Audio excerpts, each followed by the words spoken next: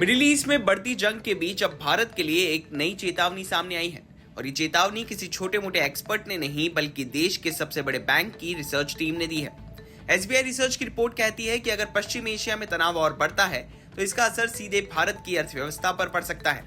तेल की कीमतें बढ़ सकती हैं, ऊर्जा सप्लाई के रास्ते प्रभावित हो सकते हैं और यहाँ तक कि भारत आने वाले अरबों डॉलर के रेमिटेंस पर भी असर पड़ सकता है। यानी अगर ये जंग लंबी चली तो इसका असर सिर्फ मिडिल ईस्ट तक सीमित नहीं रहेगा बल्कि भारत समेत पूरी दुनिया की अर्थव्यवस्था को ये हिला सकता है। दरअसल मिडिल ईस्ट में बढ़ते तनाव का असर तेल बाजार में दिखने भी लगा है। पिछले कुछ महीनों में कच्चे तेल की कीमतों में तेज उछाल आया है। कुछ समय पहले तक जहां तेल करीब $60 प्रति बैरल था, वहीं अब ये $85 के आसपास पहुंच चुका है और कई बार $79 तक भी गया है। अगर ये तनाव और बढ़ता है तो तेल की कीमतें और ऊपर जा सकती हैं। और भारत के लिए इसलिए अहम है क्योंकि भारत अपनी जरूरत का लगभग 90% कच्चा तेल आयात करता है। रिपोर्ट के मुताबिक अगर तेल की कीमत $10 प्रति बैरल बढ़ती है तो भारत का करंट अकाउंट डेफिसिट बढ़ सकता है, यानी देश को तेल खरीदने के लिए ज्यादा पैसा खर्च करना पड़ेगा।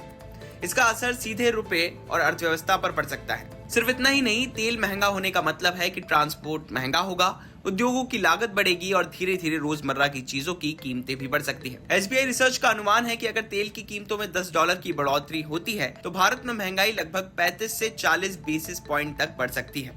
यानी पेट्रोल और डीजल ही नहीं बल्कि खाने पीने के सामान से लेकर ट्रांसपोर्ट तक कई चीजों की कीमतों पर दबाव बढ़ सकता है। अगर तेल की कीमतें लगातार ऊंची रहती हैं तो इसका असर भारत की आर्थिक विकास दर पर भी पड़ सकता है।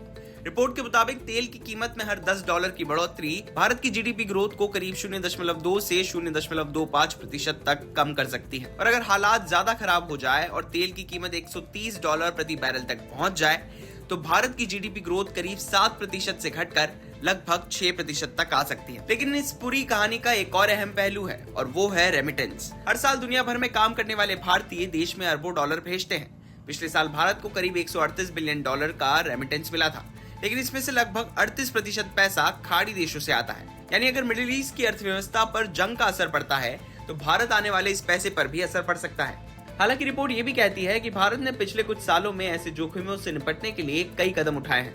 भारत अब 40 से ज्यादा देशों से तेल आयात करता है। इसके अलावा रूस से भी बड़ी मात्रा में तेल खरीदा जा रहा है, जिससे सप्लाई के विकल्प बढ़े हैं।